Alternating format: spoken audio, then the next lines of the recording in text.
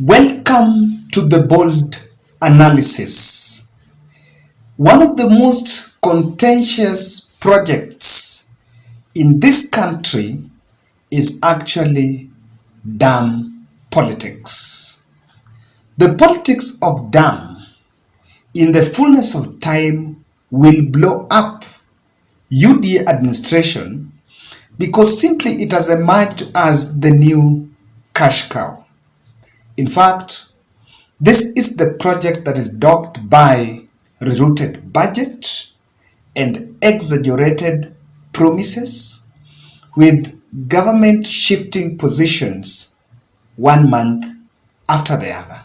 President William Ruto said that the Kenya Kwanza government will construct 100 mega dams countrywide, up from the 50 that he had promised in 2017. The 100 mega dams we are going to construct, we are going to do another 1,000 micro dams and another 3,800 tons of water. We have identified at least 3 or 4 dams in every county. Kwa miaka mitano tulijenga kama dams 5, lakini kwa miaka mitano inayokuja tunataka kujenga dams 100. Na hizo dams 100 itakuwa katikati ya yale mnauliza kutoka hapa Kwale. The president promised the county an additional 8 dams. Hizo dams zote za hapa Meru ni karibu shilingi bilioni 30. Na iko katika mipango yetu ya PPP, iko katika mipango yetu ya kuhakikisha kwamba kazi yetu ya miaka mitano ni kuleta maji ifike katika sehemu zenu, ndio tuweze kuhakikisha kwamba tunaondoa njaa. The dam promise is a riddle that I don't know who can actually understand. Can you look at that controversy? And I don't know whether you are getting the flow of lies. From 2017, during Uhuru Ruto, it was promised 50 dams, and Uhuru Kenyatta only managed 5 dams. William Ruto promised 100 dams in the first term. In fact, it's by 2026, if I'm not wrong. 100 dams in his first term. Then it changed from 100 to 3 to 4 per county. If you calculate that by 47, then we are talking about 188 if they manage 4, or 161 if they manage 3. It is 47 by 4 or 47 by 3. But after that all, as if it is not enough, there is also another promise of 8 dams for the residents of Meru. Now, can I shock you? Looking at Ruto's inaugural budget, only 12 dams have been laid down in the next 1 year. So we want to build 100 in the next 5 years, but first budget, we've only listed there 12. We are not even sure, and we are in this country, when you list 12, we'll only do 2. Maybe I'm not right. Do you know that Mwache Dam that was recently launched in Kwale, the dam concept was developed from 2013, and it's a purely World Bank project costing around 30 billion. Now, Nation page 20 is having this story. Raila accuses Ruto of diverting funds for projects in Nyanza. I think, I don't know that my camera can pan, you get it well. Yes, that is the story. Uhuru Kenyatta loyalists seems to be feeding Raila Odinga some classified information here. And speaking about the 12 that I told you, in that article Raila is saying, because Raila spoke somewhere in Migingo over the weekend, not over the weekend, I think 2 days ago, when they were donating some relief food, saying that Koru Soin Dam was already budgeted for by former President Uhuru Kenyatta.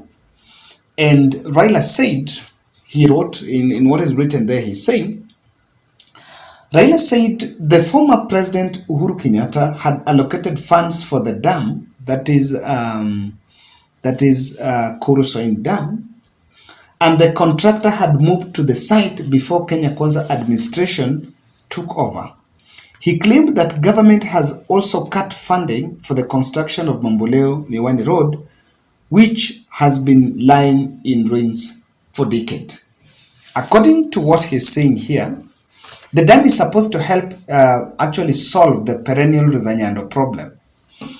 And so it was stopped and the funds rerouted to the other budget, and is asking why, despite of the fact that Kurusoin Dam was already at an advanced level, it was dropped and the funds rerouted, despite of Uhuru Kenyatta even deploying the contractor on site. This is something not shocking to me, especially because I've been covering the dam stories. It's not shocking, and I think even the Uhuru's insiders that are telling Raila about this information. Recently, there was also another anger from the mountain where some dam projects that were supposed to be implemented in Mount Kenya were rerouted to Ukambani for political smoothing. And I remember that was done without the approval of Revealed-Wahome, who is the water CS. And I've been analyzing about that in this channel. So people who've been following Bold Podcast, I think you're well acquainted with that information. So something is happening there. And Raila made that in this soundbite. He's speaking in the Luo, and I've also translated it for you. Koro nyocha mogik nini wabet pingo huru. Makono nyaka iket contractor mar gero dam iluongo ni Kurusoin. Muhuru ne oketo pesa mondiko koda contractor winjo maber. To sani kanyo jogo dhi donjo kucha gidhi ng'ado pesa no oko. Winja Ruto dhi ong'ado ndara mawuok cho iluongo ni Mamboleo kabiro nyaka Moroni kucha cha bende oseketie pesa mokete contractor be gidhi gigolo. Winja nikech Ruto mare ne iluongo ni sirikal. Ni sirikal ma Ruto en managing director. To kabiluongo ni gachietha to luwo bang'e. Winja maber. Koro giwacho ni kambe ginoero nitie joma nigi shares, to jomoko mang'eny, moko matin, moko benti maonge go. That's what he's saying. That and is also, if you read that article, is talking about how a couple of other projects, it's in the spirit of shareholding, so non-shareholders are not getting their share. Kindly subscribe to our channel, and I want to say thank you very much for those who are supporting us. At this juncture, I want to say a big thank you to some two gentlemen that have reached out. I did an advert, which was actually a request, sharing the name of one tile expert, Fred, so that anyone with a job to reach out to him. And I've just gotten a very good phone call this evening. There's gotten some very good job, and so I'm going to give him 2 fundis from this channel. I've already contacted the 2 fundis, and I'm just so happy that we are also connecting. That is the charity network. That is the network we are building. If you have that job somewhere and you can help someone, that's it. So the fact that Fred has gotten a job, I think I'm told, is it Rongai Kajiado, and has also now given the opportunity to some 2 fundis, and I think also at Wamkono some 4 people. I'm glad.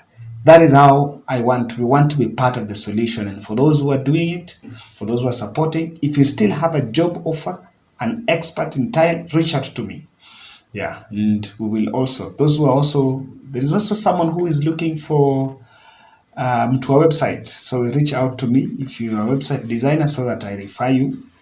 I'll do my background check so that I refer you. And with that, we grow in all sectors, financially, and we create a network. Asanteni sana, guys. I'm just so happy that this platform is also doing more than just the political talk.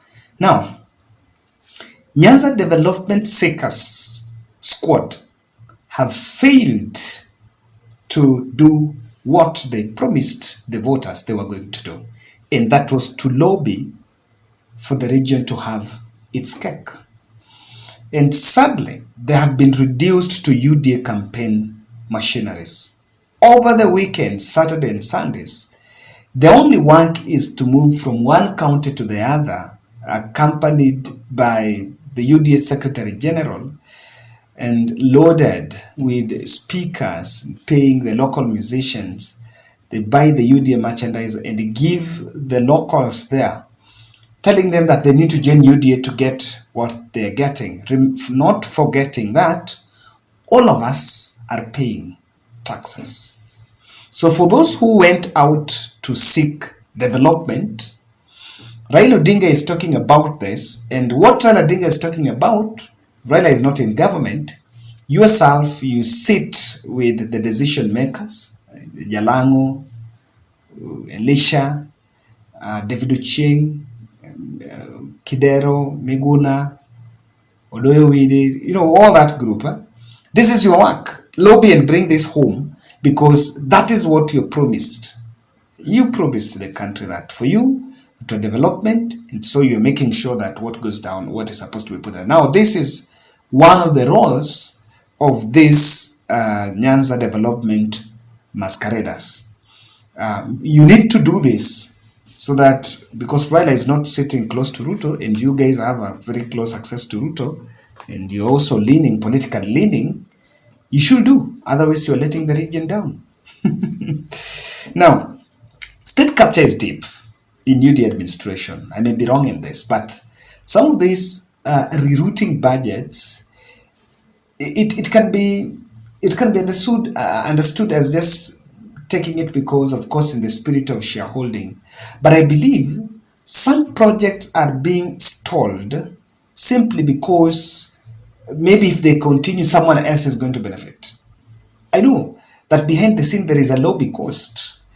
If there is a project going on in a region, we'll always find out that there are some other leaders that might even benefit.